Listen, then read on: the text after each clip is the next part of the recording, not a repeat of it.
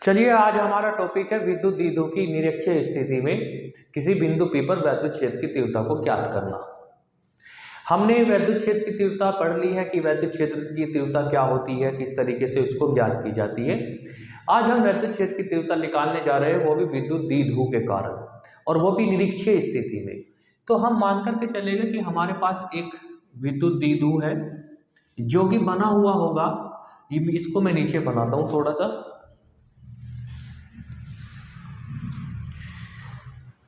ये एक विद्युत द्विध्रुव है और ये बना हुआ होगा -q आवेश से और +q आवेश से मिलकर के बना हुआ होगा। इसकी दिशा माइनस से प्लस की ओर होती है। अब निरक्षीय स्थिति हम यहाँ से इसके मध्य बिंदु से ऐसे लंबवत जाएंगे। ये जो लाइन होगी, इस लाइन को हम निरक्षीय स्थिति बोलते हैं।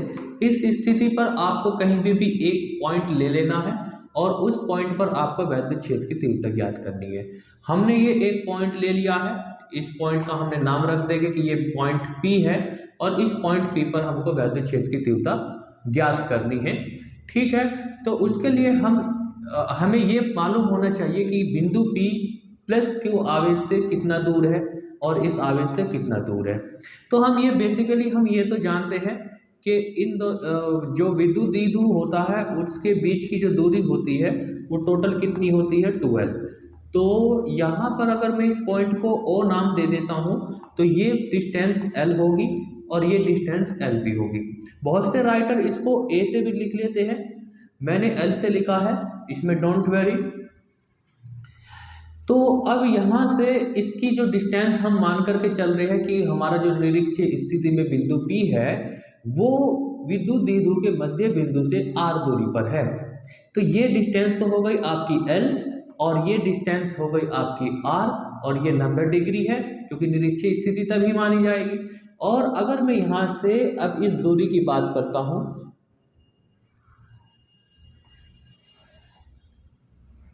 मैं यहाँ से इस दूरी की बात करता हूँ तो मैं पाइथागोरस थ्योरम से आसानी से इसको लिख सकता हूँ। ये पाइथागोरस थ्योरम लगा देंगे हम यहाँ पर।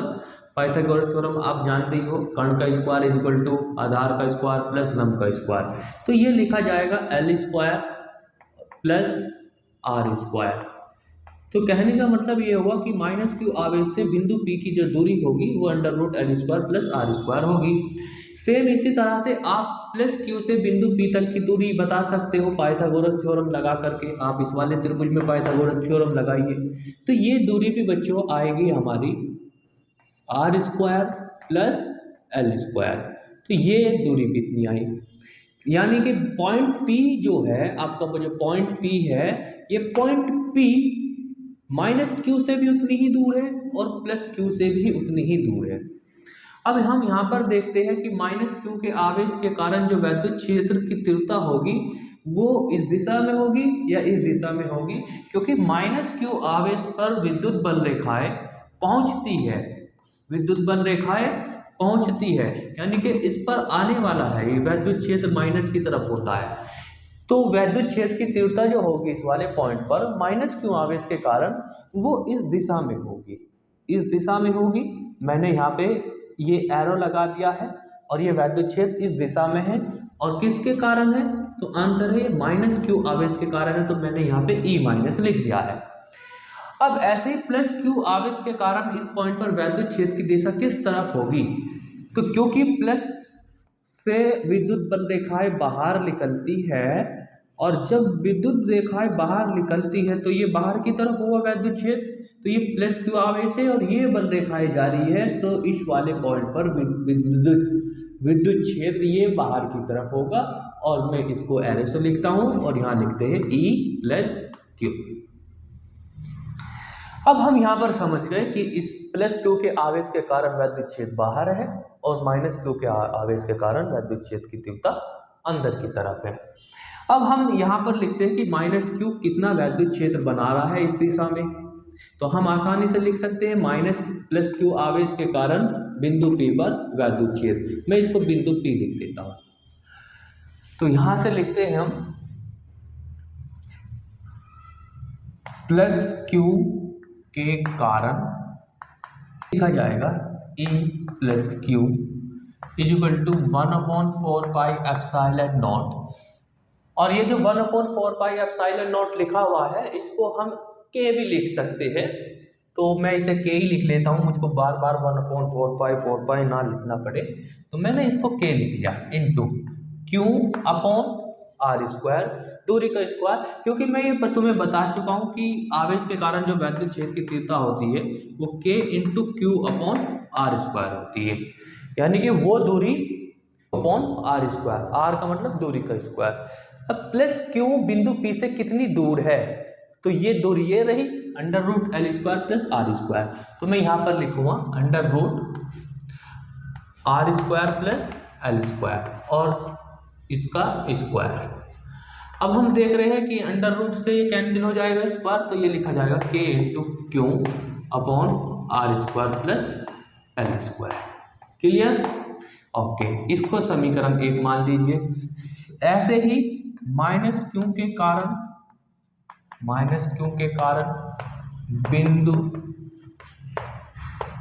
P पर E, ये माइनस का लिखेंगे हम, E माइनस वो होगा 1/4πε0 क्यू अपॉन दूरी का स्क्वायर। दूरी कितनी है, इसकी भी वही दूरी है, तो दोनों के कारण सेम वैद्युत क्षेत्र मिलता है आपको, इसका भी इतना ही आएगा और प्लस क्यू के कारण भी उतना ही आएगा, दोनों के कारण सेम है।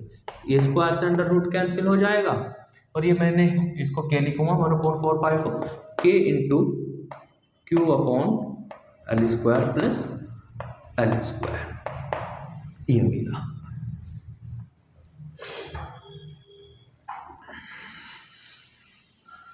तो हम ये देख रहे हैं कि प्लस क्यू के आवेश के कारण वैद्युत क्षेत्र इस तरफ है और माइनस क्यू के कारण इस तरफ है, जबकि हमारा आर्टिकल क्या है, हमारा आर्टिकल है कि विद्युत द्विध्रुव की निरपेक्ष स्थिति में, और निरपेक्ष स्थिति तो आपकी ये है, तो इस दिशा में तो वैद्युत क्षेत्र आपने बताया है नहीं, आप तो इस तरफ बताने लग रहे हो। तो फिर हम ना क्या करते हैं, ये जो विद्युत क्षेत्र है ये इस दिशा में है, इसको हम एक कंपोनेंट बनाते हैं और इसका कंपोनेंट हमने बनाया ऐसे, हमने पहले तो विद्युत द्विध्रुव की समांतर एक रेखा ऐसे खींच लेनी है, ठीक है, ये विद्युत क्षेत्र के समांतर हमने ऐसे रेखा खींच ली और हमने ये कहा कि ये वाला जो E प्लस क्यू वैक्टर है ये विद्युत द्विध्रुव से कितना कोण बना रहा है, ये थीटा कोण बना करके रखा है इसने, ठीक है। तो अगर इसने थीटा कोण बना करके रखा है तो इस तरफ इधर जो कंपोनेंट आएगा इसका जो घटक बनेगा इस तरफ वो बनेगा बच्चों E cos थीटा, क्योंकि जिसके साथ थीटा रहता है उसके साथ कोस रहता है। ये क्लास 11 का टॉपिक है, फिर भी मैं यहाँ पे बता देता हूँ। मान लीजिए आपके पास कोई एक वेक्टर है f और इसको आप 2 टुकड़ों में तोड़ना चाह रहे हो, तो इसको 2 टुकड़ों में तोड़ने का तरीका ये है कि आप तो एक x एक्सिस में बनाओ इसका एक घटक इसके लंबवत y एक्सिस में बना दीजिए, इसके लंबवत। तो अगर आपने x अक्ष से थीटा को मेजर किया है तब फिर इसका जो नाम रखा जाएगा वो f cos थीटा रखा जाएगा, यानी कि f के साथ सिर्फ cos आ जाएगा, और इसका जो नाम होगा वो f sin होगा, यानी कि जो थीटा के साथ है उसमें cos लगा देना है और जो थीटा के साथ नहीं है उसमें sin लगा देना है। तो एक कंपोनेंट तो ये हो गया, इसका कंपोनेंट है ये प्लस वाले का, तो यहाँ प्लस लिखेंगे। अब इसके लंबवत एक लंबवत कंपोनेंट ये रहा, तो इसके साथ कौन सा आएगा E प्लस साइन थीटा, ठीक है। अब इस वाले के भी कंपोनेंट बनाएंगे, ये जो इस तरफ है तो इसके भी हमने कंपोनेंट बनाए। हमने यही कहा कि ये जो वाला जो वेक्टर है ये x अक्ष से कितना कोण बनाएगा, ये भी थीटा बनाएगा, क्योंकि अगर ये एंगल थीटा है और तो ये एंगल भी थीटा होगा, क्योंकि ये त्रिभुज कौन सा है, ये एक समबाहु त्रिभुज है, तो ये कोण थीटा, ये कोण थीटा, जैसे ये कोण थीटा है तो ये कोण भी थीटा ही होगा, जैसे ये दोनों आमने सामने के कोण हैं ऐसे ही ये भी दोनों कोण थीटा थीटा हो गए। इसको हम प्रूफ भी कर सकते हैं, लेकिन हमको वो जरूरत नहीं है, आप सिर्फ इसको ध्यान रखेंगे कि ये थीटा भी है तो ये भी थीटा। अच्छा, तो माइनस के कारण वैद्युत क्षेत्र एक तो बनता है इसी दिशा में, तो इसका एक कंपोनेंट इस दिशा में बनेगा, तो ये होगा E माइनस cos थीटा। अब इसके लंबवत दूसरा कंपोनेंट इधर आ जाएगा और इसका नाम होगा e माइनस साइन थीटा। अब क्योंकि e माइनस साइन थीटा और e प्लस साइन थीटा ये दोनों आपस में परिमाण में बराबर है और अपोजिट है, एक दूसरे के विपरीत है, तो ये दोनों वेक्टर तो एक दूसरे को कर देंगे कैंसिल। मैं यहाँ पर बनाता हूँ, एक वेक्टर तो ऊपर की तरफ है, एक वेक्टर नीचे की तरफ है। ये e प्लस साइन थीटा है और ये e माइनस साइन थीटा है, क्योंकि दोनों परिमाण में बराबर है। ये भाई e प्लस की और e माइनस की वैल्यू सेम नहीं है, अभी हमने लिखी थी ये रही, इसकी वैल्यू ये रही, e माइनस की वैल्यू ये रही, तो ये दोनों एक दूसरे को तो कर देंगे कैंसिल। तो फिर आपके पास कौन से घटक बचते हैं? एक तो बचता है e प्लस कॉस थीटा और दूसरा बचता है e माइनस कोस थीटा। तो ये दोनों वेक्टर एक ही दिशा में है, इसलिए इस वाले पॉइंट पर जो नेट विद्युत क्षेत्र आपको मिलेगा वो केवल और केवल इस दिशा में मिलेगा। इस दिशा में खत्म हो चुका है, इस दिशा में एक दोनों कैंसिल आउट हो चुके हैं। तो इधर के जो दो घटक हैं वे दोनों आपस में समायोजित हो जाएंगे, यानी कि जुड़ते चले जाएंगे। तो अभी लंबवत घटक E sine theta E plus sine theta ये कैंसिल हो गए और एक्स अक्ष के अनुदिश इधर की तरफ ये ए कोस थीटा ये आपस में जुड़ते चले जाएंगे। इस प्रकार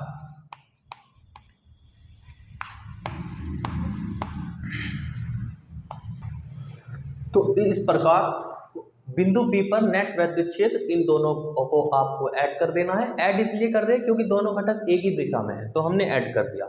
अपोजिट दिशा में होते तो इन दोनों को हम फिर घटाते। अब इनकी वैल्यू रख लेते हैं।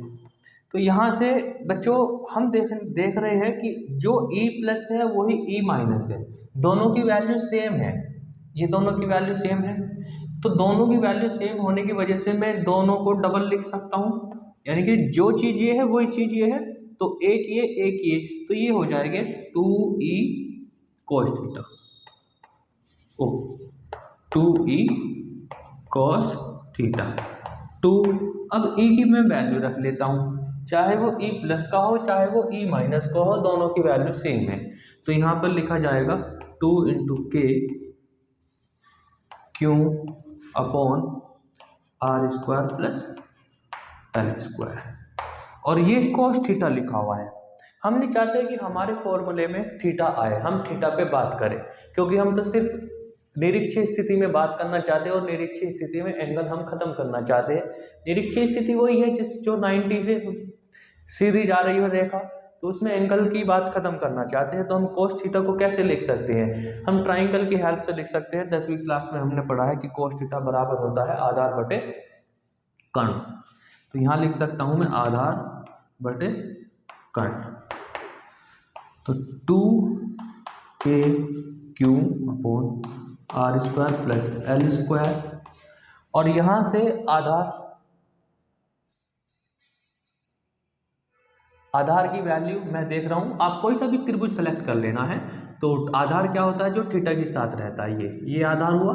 आधार की वैल्यू मेरी एल है और कर्ण ये रहा under root L square plus R square.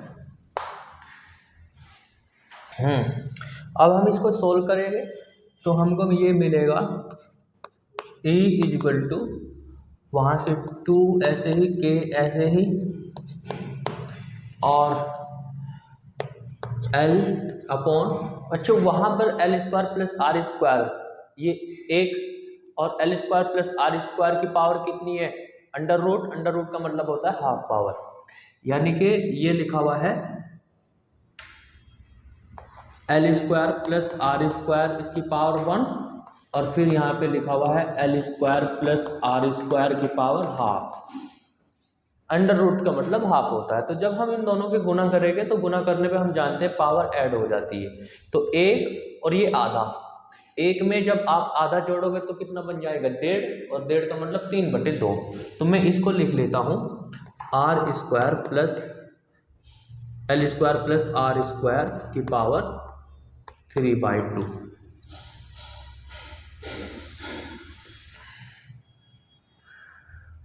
क्योंकि जो बच्चों L है वहाँ पे जो L है विद्युत द्विध्रुव के बीच का जो डिस्टेंस है -q और +q के बीच का जो डिस्टेंस है वो ऑलरेडी बहुत छोटा है, और हम तो बात कर रहे हैं L की, तो L तो बहुत छोटा है। तो यहाँ पर हम लिख सकते हैं because L is very less than R। L जो है वो उस डिस्टेंस से, जो R डिस्टेंस है उससे बहुत छोटा है, तो फिर क्या होगा, उसका स्क्वायर करेंगे हम तो वो तो और छोटा हो जाएगा, वो तो जीरो की तरफ चला जाएगा। ये मैंने पिछले लेक्चर में तुम्हें बताया था कि किस तरह से छोटा नंबर हो जाता है। तो ये तो क्वांटिटी जीरो के बराबर हो गई, तो इसको हम डिलीट कर देंगे, इसको हम यहाँ से हटा देंगे। तो जब हम इसको हटा देंगे तो ये लिखा जाएगा, मैं इसको यहाँ पर लिखता हूँ। तो कुल वैद्युत क्षेत्र ये निकल करके आएगा A = 2K, और ये L अपॉन, ये तो जीरो हो चुका है, यहाँ पे रीजन बता दिया, तो ये रहा R² की पावर 3/2, और 2 से ये 2 कैंसिल हो जाएगा, तो आपके पास बचेगा 2K × L अपॉन R की पावर Q। हाँ, हमसे यहाँ पे ये क्यों छुटता आ गया है, हम यहाँ पर इसको सही कर लेते हैं। ये क्यों, तो यहाँ पर क्यों की मल्टीप्लाई और करनी थी हमको, तो यहाँ पे भी मल्टीप्लाई होगी क्यों की, और ये 2 और ये क्यों R3। अब हम इसको आगे बढ़ाते हैं, तो इस 2QL को मैं एक साथ लिखूंगा, तो ये लिखा जाएगा K × 2QL अपॉन R3। अब बिकॉज हम जानते हैं कि P विद्युत द्विध्रुव का परिमाण, विद्युत द्विध्रुव आघूर्ण कितना होता है, P = 2QL होता है, तो इसके प्लेस पर आप क्या लिखोगे P, तो यहाँ पर लिख दिया जाएगा E = K × P upon R3। और हम ऐसे लिख सकते हैं, कूलाम कांस्टेंट की वैल्यू 1/4πε0 होती है, और ये P अपॉन R3। ये विद्युत द्विध्रुव की निरक्षीय स्थिति में वैद्युत द्विध्रुव आघूर्ण का फॉर्मूला ये हुआ। बहुत ईजी है, इसको हम आसानी से याद रख सकते हैं, और इस पे हम न्यूमेरिकल भी करेंगे। अब यहाँ पे एक छोटी सी बात ध्यान रखनी है आपको, वो बात ये है कि अगर हम अक्षीय स्थिति में विद्युत द्विध्रुव निकालते हैं इस दिशा में, तो उसका फॉर्मूला आता है ये E = 1/4πε0 Q upon R², sorry P upon R², ये आता है। विद्युत द्विध्रुव की निरक्षीय स्थिति में वैद्युत क्षेत्र ये आता है E = 1/4π2P अपॉन R², जबकि निरक्षीय स्थिति में ये है। तो हम यहाँ से ये देख रहे हैं कि विद्युत द्विध्रुव की अक्षीय स्थिति में अगर हम जाएंगे तो वैद्युत क्षेत्र स्क्वायर के रूप में डिक्रीज होगा, घटेगा, और जबकि अगर हम वैद्युत क्षेत्र की निरक्षीय स्थिति में जाएंगे तो वैद्युत क्षेत्र क्यूब के रूप में घटेगा। जैसे मैं अगर आपको समझाऊं कि अगर मैं वैद्युत द्विध्रुव की अक्षीय स्थिति में 2 मीटर जाता हूं तो वैद्युत क्षेत्र कितने टाइम्स डिक्रीज हो जाएगा, 4 टाइम्स, क्योंकि स्क्वायर करेंगे 2 दूनी 4 गुना कम हो जाएगा। अगर मैं वैद्युत द्विध्रुव की निरक्षीय स्थिति में 2 मीटर जाता हूं, इधर भी 2 मीटर गया था और इधर 2 मीटर जाता हूं, तो इधर वैद्युत क्षेत्र की तीव्रता 8 गुना कम हो जाएगी, क्योंकि क्यूब आना है इसमें, तो इधर 8 गुना कम हो जाती है। तो इधर क्यूब के रूप में कम होगी, ऊपर की तरफ जाओगे तो क्यूब के रूप में कम होगी, और इधर जाओगे तो स्क्वायर के रूप में कम हो जाएगी। ये वैद्युत क्षेत्र की तीव्रता का आपका फॉर्मूला हुआ। आई होप आपकी समझ में ये आया होगा। अगर आपकी समझ में आ गया है तो हमारे चैनल को सब्सक्राइब करना ना भूलें।